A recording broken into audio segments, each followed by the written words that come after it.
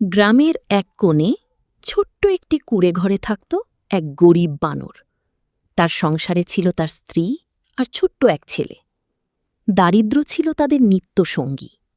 ছেঁড়া কাপড়, অর্ধেক পেট ভরে খাবার আর অনিশ্চিত ভবিষ্যৎ নিয়েই চলত তাদের জীবন।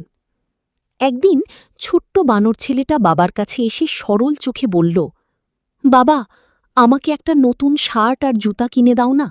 সবাই নতুন জামা পরে, শুধু আমারটাই ছেঁড়া।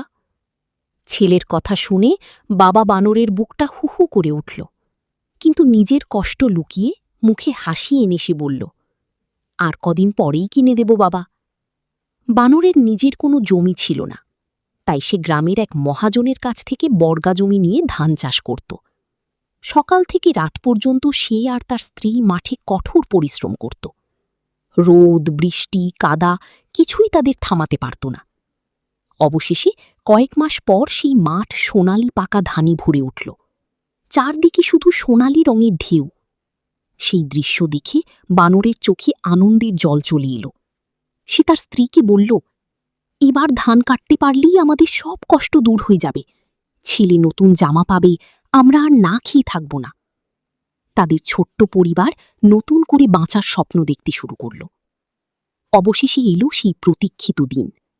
বানর তার স্ত্রী আর ছেলেকে নিয়ে সারা দিন কষ্ট করে সব ধান কেটে বাড়িতে তুলল। উঠান ভরে গেল সোনালি ধানে। ছোট্ট ছেলেটা আনন্দে লাফিয়ে উঠে বলল, বাবা, এবার আমরা আর না খেয়ে থাকব না, তাই না? আমি নতুন জামাও পাব। ছেলের মুখের হাসি দেখে বানরের বুকটা ভরে গেল সুখী। কিন্তু সুখটা বেশিক্ষণ টিকল না। হঠাৎ সন্ধ্যার দিকে মহাজন তার লাঠিয়াল বাহিনী নিয়ে বানরের বাড়িতে হাজির হল।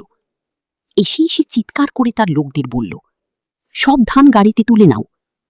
বানর হতভম্ব হয়ে কাঁদতে কাঁদতে বলল, সব ধান নিয়ে যাচ্ছেন কেন? আমরা তো না খেয়ে মরে যাব। মহাজন কঠিন গলায় বলল, 6 মাস আগে আমার কাছ থেকে 5,000 টাকা নিয়েছিলি। এখন সুদে আসলে অনেক টাকা হয়েছে। সেই টাকার বদলে সব ধান নিয়ে যাচ্ছি। বানর আর তার স্ত্রী হাত জোর করে অনেক অনুরোধ করল, কিন্তু নিষ্ঠুর মহাজনের মন গলল না। লাঠিয়ালরা জোর করে উঠানের সব ধান গাড়িতে তুলে নিয়ে চলে গেল। এক মুহূর্তে তাদের সব স্বপ্ন ভেঙে চুরমার হয়ে গেল। সব হারিয়ে বানর মাটিতে বসে হাউ মাউ করে কাঁদতে লাগল। তার স্ত্রীও চোখের জল ধরে রাখতে পারল না। ঠিক তখনই ছোট্ট ছেলেটা ধীরে ধীরে বাবার কোলে উঠে বসল। নিজের ছোট্ট হাত দিয়ে বাবার চোখের জল মুছে দিয়ে বলল, বাবা, আমার নতুন জামা লাগবে না, তুমি কেঁদো না। আমরা আবার কাজ করব, আবার সব ঠিক হয়ে যাবে।